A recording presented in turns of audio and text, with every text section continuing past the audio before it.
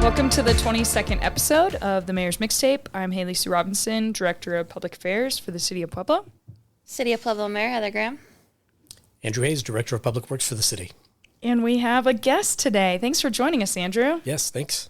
I want to remind you that you can find this podcast on Apple, YouTube, Spotify, Buzzsprout, and you can also watch it replayed on Government Channel 17. So there are lots of opportunities to listen to this podcast. Also, don't forget, if you have questions or you want to suggest a topic for Mayor Graham to cover, you can email us at mayor@pueblo.us. Okay, so let's jump right in.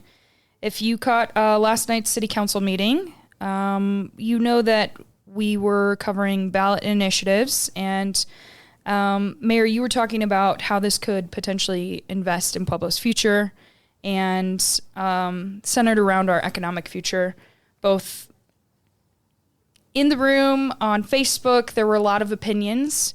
So let's talk a little bit about what happened last night and your take on everything.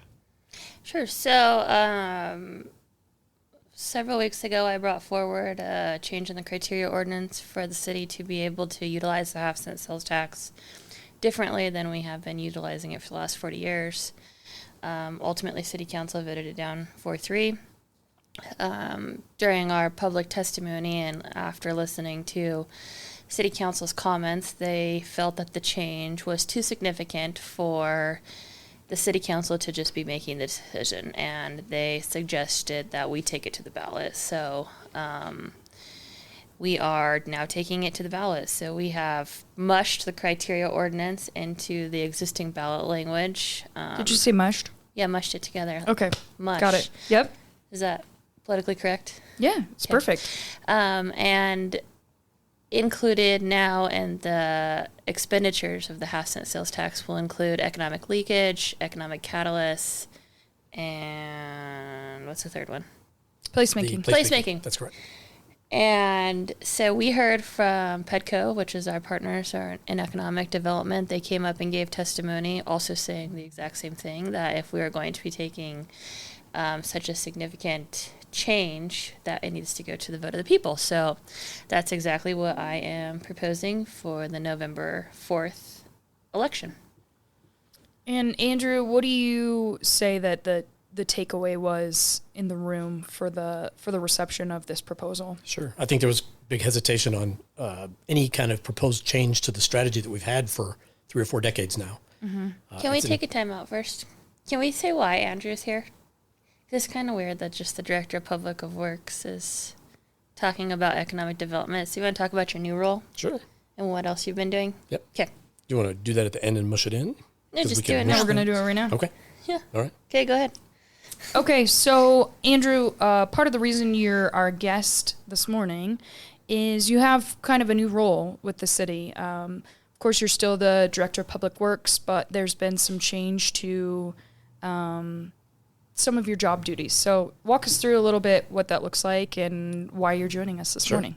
So the mayor's reassigned me into her office here as an advisor or economic development expert here to kind of help bring some closure or close the white space between the different departments in the city, between the other economic development partners that we work with, like PURA and PEDCO, our utility partners.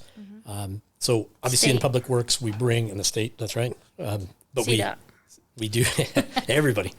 In the Public Works end of things, obviously infrastructure plays a big part in economic development, and it's an enabler for all of the activities that we want to see come to our community. So it's a natural fit, kind of rolling into this as an economic advisor, and particularly, like I say, closing this gap where the other partner agencies are working with us. It's an important role that has not been here in the city. And that kind of makes sense that in Public Works, a lot of the levers that are pulled with economic development has to center around permitting, which is one of the primary jobs or primary functions of Public Works. That's right. So, Mayor, how long has this kind of been in your mind as a proposal to kind of bring this to the forefront? Yeah, so I think over the last 6 months, we've seen a significant gap, especially when we are talking about talking to our partners.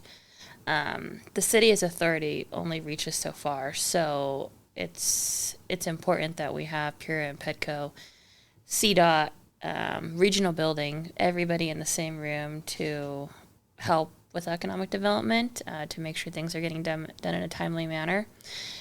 City is really trying to roll out the red carpet when it comes to bringing new developers, whether it's with housing or new businesses or helping existing businesses grow. And so I thought that this would be an opportunity, and who would know it best than somebody that's already staffed with inside the city, that can really hold your hand through the process. So we've already been working with a couple of several different incoming prospects or businesses that are already here to make sure that they're getting their permitting done in a timely fashion, make sure that they're getting what they need to get the shovel in the ground so that they can start building. So Andrew's been doing this for a month. That's right, since the beginning of June. Yep. Great. And it's been helpful, so excited. Okay, cool. Well, thanks for explaining a little bit about the new job duties in your role. So Andrew, let's transition a little bit to your take of how City Council went last night and the reception of the mayor's proposal for the ballot measure. Right. There was some obvious hesitation on several council members' parts in terms of their willingness to accept, I guess, a change of strategy here. Sure. I would argue that our strategy that's been in place for 3 or 4 decades now is not very effective. It has also been singularly focused on creation of manufacturing jobs only. That is an important key part of an economic development strategy, getting those base jobs in place. But it can't be ignored that we are also going to need supporting services for service jobs. We also need to make sure that the enablers are in place. So the infrastructure needs to be there as well. So all of these pieces fit together neatly in a comprehensive economic development strategy. Other aspects too, like business retention and expansion, need to be considered. We also need to make sure we're developing workforce and have the training and education tools in our belt to be able to get the workforce ready to do the jobs we need. So essentially utilizing our partnerships that we have already. I know, Mayor, you talked about it when you visited Grand Junction about how they use their university. So Andrew, when you talk about workforce development, to me that says CSU Pueblo, PCC, Very and much. how are we encouraging folks to get their certifications or continuing education to make sure we have a qualified and educated workforce meeting the demand for whoever our partners are that we're bringing in. That's right. So Okay. it's a critical part of making sure that people also who are raised here have an opportunity and a pathway through their education process to be able to stay if they want. They don't need to leave to go get training and experience elsewhere. They can do that here and come back and work here and raise their families here. So that kind of also addresses the issue that we hear a lot of is the brain drain. We educate a lot of our folks here in Pueblo, and then there's not a job waiting for them or an internship opportunity or a future for them to make their home and stay in Pueblo and, raise a family or have a career or things like that. So that would address those things. Okay, great. So Mayor, let's dig into kind of the strategy behind those 3 placemaking, economic leakage, and economic catalyst. Yep. And what does it mean and what does it not mean? Yeah. So economic catalyst is going to be a business or an opportunity that's going to be a large sales tax base. Okay. That's going to help with the city's budget deficit, that's going to bring people into our community to spend money that we aren't necessarily getting right now. When you talk about economic leakage, an example, not a buzzword, is Costco. Lots of people in the community drive to Colorado Springs to go to Costco. I know that Councilman Flores, cited, well, we have a Sam's Club. Why do we need a Costco? Well, I think what people don't realize is we are a hub for Southern Colorado, and you have the smaller communities, cities, municipalities around us that come and shop at our Sam's Club. There is not a day or time during the week that you can go to Sam's Club and pretty much every single parking spot be full. And it's the same in Colorado Springs for Pueblo. So you have tons of people who drive to Pueblo to go shop in Colorado Springs, which is located right next door to a Sam's Club. So I think that there's opportunity and room for both. And then when we talk about placemaking, that's more of amenities, bringing amenities into the community that are going to drive people to uproot their families or get married and have kids and continue to have your family located here in Pueblo. So I think that these are three things that we are missing. These aren't just buzzwords that we have taken. These aren't catchy phrases. This is what we've seen other communities doing when it comes to economic development, and how they're trying to capture businesses or families or jobs coming and staying in their community. One thing that's, I guess, important to mention here too is that these types of strategies where we're focusing on also bringing retail back to the city is a way for the city to also generate sales tax revenue. Currently, we're using sales tax dollars to invest to incentivize jobs, right, that are out there. Those primary jobs indirectly create sales tax by giving us, places for people to work and money for people to spend here in the city. But the piece that's missing is there is no direct engine to put sales tax dollars back in through those investments. This expanded strategy would allow for that and help us close these budget deficits that we're talking about. Okay, so when we talk about closing the budget deficit, you mentioned some of this last night, Mayor, in earmarking this towards capital improvements. And one of the questions was, why specifically capital improvement? Why would we earmark these dollars towards capital improvement projects instead of, say, salaries? Not this money. Are you talking about the 1%?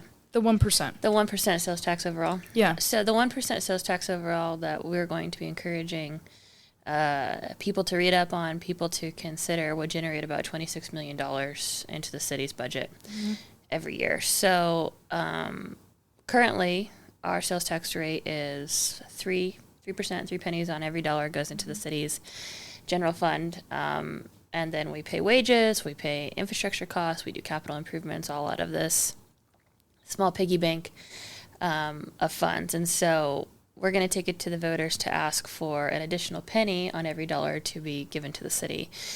In 2024, when we looked at the numbers of what it could have potentially generated, it was about $26 million. I think it's important for us to use those funds for capital and capital infrastructure within our community, because we haven't been keeping up year after year with capital. So, for example, previously the city, spent about $2.5 million to $5 million on roads. When the previous administration debruced, they allocated $10 million a year. Over the last 3 years, we've paved $30 million in roads. If this 1% was to pass on November 4th, I would suggest that all of the 1% funding that is collected in 2026 be used for capital investment. And when I talk about capital investment, I mean strictly for roads for 2026's budget. We have slated projects from 2026 to 2029 for roads and concrete improvements that need to be done in our community. So we know already what roads need to be paved, what concrete needs to be redone or fixed. And that would be, I believe, a good use to allocate those funds to for the 2026 budget. So $26 million in roads in 2026's budget. Okay, and so the reason I bring up the 1% sales tax increase alongside the ballot measure for the half-cent sales tax is they kind of seem to go hand in hand, because the capital improvement projects that you just mentioned then also help attract business. When we see those road improvements, when we see curb and gutter improvements, not only does it help the individuals who live here and work here each and every day, but it makes it more attractable to folks who are maybe thinking about bringing their business here. So kind of walk us through why this infrastructure improvement is a priority and why right now we're just simply unable to invest those dollars. I think it just hasn't necessarily been a priority year after year because the city hasn't had the funding available to upkeep on infrastructure, roads, bridges, amenities in our community. And so we're always piecemealing funds together to get the project done. So it would be beneficial to everybody, to not just the city, but to the community and visitors coming into our community, if we could allocate a lump sum of money every year to make sure that these projects get done, to make sure we can bring new amenities, to make sure we can pave new roads, to make sure we can put new infrastructure.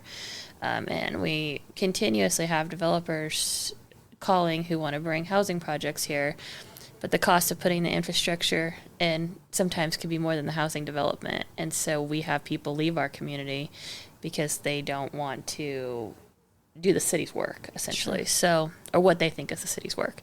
So I think that being able to have extra income to put towards infrastructure is what this community needs. Maintaining the roads is always going to be important. Those are bills that will come due no matter what. And I think what's really important is, I guess, making sure that as a city, we are looking at the way to minimize those costs over time. It's not necessarily about that it's going to be a big expensive bill right now. The city and the public will have to pay those bills at some point. So it's our job to kind of keep us on this low cost curve, so to speak. That those investments, again, are enablers for economic development, for new housing, for quality of life, for amenities. It's all super important. Okay, so kind of transitioning back to the half-cent sales tax, one of the questions last night that you received from Council Mayor was, what kind of conversations have you had with our partner, Pedco? Mm-hmm. And what has it looked like to develop the ballot language? You mentioned it a little bit earlier, but... Yeah, so since before the beginning of the year, so last year, the city attorney and I had been having discussions with Pedco about changing the half-cent sales tax ballot language. So we started a twice-a-month meeting in which we would go to Pedco and have conversations. So it was me, city attorney, and our director of finance would go and talk about the changes that we wanted to see based off the feedback that we get from citizens, right? So we met with, they had a team that they put together, some past board members, some current board members, staff board members. They had a consultant come in and talk at one point, and we were really able to narrow down language that we thought was appropriate to go into a ballot change. Pedco essentially came back to the city and said, we don't want this to be a ballot change. Could we work on the criteria ordinance? So the city then put together a proposal to change different aspects of the criteria ordinance, which we have changed several times. We changed it for training. We've changed it for the RTA projects. We've changed it for the small business loans that we gave to the community. And so this would be another change that city council could have approved. So, back and forth with Pedco over the last several months. At the beginning, we weren't going to put a cap on the dollar amount for the projects that could be spent. Pedco insisted that there was a dollar cap amount, so we included that in there at 15% of the total funds aggregated and brought it to city council. And then, as you know, Pedco board members showed up and spoke against, and then some city councilors spoke against it because they felt like the change was so significant it should go to a vote of the people. So that's where we are today. This in no way, shape, or form is Pedco's money. They are a contracted consultant that the city uses. The city pays Pedco $350,000 a year to subsidize the BTC and to do advertising and marketing on behalf of the city of Pueblo. So they are a contract. Every prospect, every expenditure, it has to come before the city council, and the city council has to agree that this is a prospect they want to see in the community, and these are jobs that they want to consider bringing to the community. So this essentially doesn't just become some side/fund or pet project fund. It still goes before council for approval each time. Still has to go before council for approval, and it all has to be tied to economic development. It's an economic development tax. That's why the language that we included was very specific to economic development. This is not talking about doing city projects, doing capital projects because for city infrastructure, unless it has an economic development driving factor attached to it. That's the only way that it can be approved. It's the only way City Council would even be able to look at using these funds to pay for those types of projects. So I think one thing that you just mentioned that was important, and we heard a lot of it last night, was that, and we saw in some of the Facebook comments that folks are concerned that these dollars would just go into the pockets of developers, and somehow there is no community benefit. So can you talk a little bit more about how that investment works and why it doesn't just go to the developer? Yeah. So most of the time, I think the city would envision it going to infrastructure. When you're trying to bring in these large companies like a Costco or a Super Target or really anybody that's looking at coming to the community, right, to bring hundreds of jobs, these companies have money. They're multi-million, sometimes billion-dollar companies who are looking. They don't want Petco's $5 million cash incentive. They want the city to land bank for them. They want the city to subdivide property. They want the city to put infrastructure in, and they want the city to cut the red tape so that they can be first to market in order to open their business. They do not want $5 million thank you gift card to the city of Pueblo. That's not what these companies are looking for. That's not what they look for in any other company.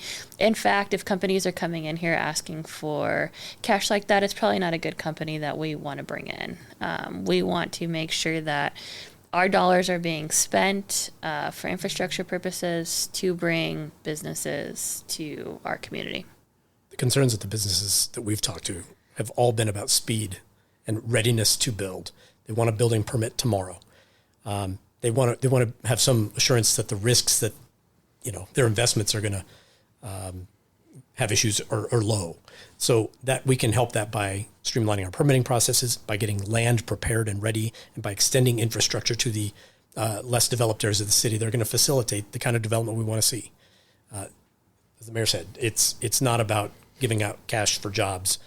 Sometimes that's helpful. Sometimes it's icing on the cake to help close a deal, but it shouldn't be necessarily the first thing that we're considering. It's not the lead carrot, essentially. That's correct. It could be the thing that, if we were competing against another city for a prospect, it could be the thing that maybe closes the deal in Pueblo's favor, but it shouldn't be the lead. Okay. Mayor, let's look into the future. What does Pueblo look like if this ballot measure is passed, and what could we anticipate? I think it just gives an expanded purpose for us to be able to use the funding in different ways that we've not been able to use. I think that you're going to see more retail come into the community. I think you're going to see different kinds of placemaking and different kinds of jobs that we wouldn't have necessarily seen before. Right now, the half-cent sales tax is heavy on manufacturing jobs. The reality is you talk about some of these manufacturing jobs that have come to our community, and these people, you don't even know where these people are. You don't know where Train is. You don't know where Foam Core is. If you're not out in the industrial parkway every day, you don't even know what these businesses are or who these people are that work there. I think that changing the half-cent sales tax dollars are going to allow businesses to come into the downtown area, the north side of town, the south side of town. You're going to start to see growth in places that we normally don't see growth because half-cent sales tax dollars cannot incentivize or normally don't incentivize in those areas within the community. I'd hope to see shopping centers, hotels, people walking the streets, small businesses being able to expand, infrastructure, amenities, capital. You'd hope to see growth. I think that that's really the bottom line. Kind of feels almost like a little endless list. It is an endless list. There's so much to be done, and there's so many people that care about the community, and there's so many. The amount of emails and calls that we have received that people think that this is a great idea and that this is something that they're going to support. Changing it to be able to spend the money differently it's a lot. It's a lot. A lot of people are they want to see their half-cent sales tax dollars being spent differently. We agree. So I think one last thing to ask is, why is there so much resistance to change? There's always resistance to change, right? But I think that this change is going to be monumental for the community. And I think if City Council allows it to go on the ballot, which we heard last night that they think that the people should have the choice. So I think it's going to pass and allow the voters. Will do a good job representing what that means if people vote to let us expand the usage of the half-cent sales tax. I think it's a real game changer, and I think that people are ready for a game changer in Pueblo. So I'm excited to see this move forward, and hopefully we can get it passed on November 4th.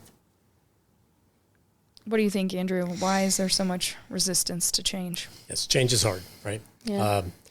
The idea of changing a strategy that we've invested in for decades is hard to grasp. And for people that aren't involved in the business of economic development every single day, it can be a complex topic. It can be hard to understand sometimes. But there's a simple approach here that makes sense. Build that economic base, also facilitate the supporting jobs and services that need to be there, and build the infrastructure to enable all this development that needs to occur. Pueblo has all the ingredients. All of them are there for an outstanding place for a business to call home. And I think we need to market that well. I think we need to recruit businesses that are aligned with the resources and assets that we have, that don't necessarily take all the assets that we have in one fell swoop. These are important considerations, I guess, as we're going forward and finding the right partners as well. But when a business comes to town, I think that virtually anyone's going to be hard-pressed to say Pueblo's not a good place. The ingredients are here. We just need to make it work. It kind of feels that way, not only with business, but we hear it all the time with people of, folks up north who have some sort of concept about Pueblo, or they've heard things about Pueblo. Then they come down, they visit the Riverwalk, they eat our food, they experience the music or arts and culture of Pueblo, and they're like, oh my gosh, Pueblo's amazing. So it seems like the same sort of thing with businesses as it is with people around the state, and how they can enjoy our beautiful city. Yeah, you're never going to know until you try. Get off the highway. Come in and see us. Get off the highway, yeah. I think that's one thing we hear all the time is get off the highway and get off I-25 and experience Pueblo. And so hopefully this ballot measure is a way to, really get folks here and propel us forward. I think a really interesting question that we can ask ourselves is, do we want to keep using a 40-year-old rule book, or do we open the door to a broader, more responsive strategy rooted in today's reality? And so that's the question that we're going to put towards the voters is, do you want to do what's happened for the last 40 years, or do we want to try something different? Yeah, what's the quote I like to use? Use doing the same thing. The definition of insanity? Yeah, yep. Yeah. Is doing the same thing over and over again, expecting a different result. Yeah, absolutely. But we're not going to be insane anymore. We're gonna look at ways to change. Be creative and enticing and responsive. Yeah. Great. Anything else either one of you would like to add? Excited to be doing this role for the mayor and for the city. This is an exciting time for Pueblo, and the future is very bright. If the resources are there to enhance development, this is huge. It's amazing the amount of meetings just in the last 5 weeks that we've had with people coming to Pueblo who want to experience Pueblo, who maybe want to bring their business. The amount of meetings we've been able to wiggle ourselves into to try to say, hey, what can the city do for you? I mean, we're making cold calls. We're trying to figure out how to bring people here. And I think that this is something that should have been done a long time ago. I think that the city has a role in bringing economic development to the community. I mean, who better than the city of Pueblo to be exercising the use of the half-cent sales tax dollars when it comes to economic development. And so we're happy to be a part of it. Great. That's exciting. So we'll see this ordinance before City Council on the 28th. That's correct. Next Monday.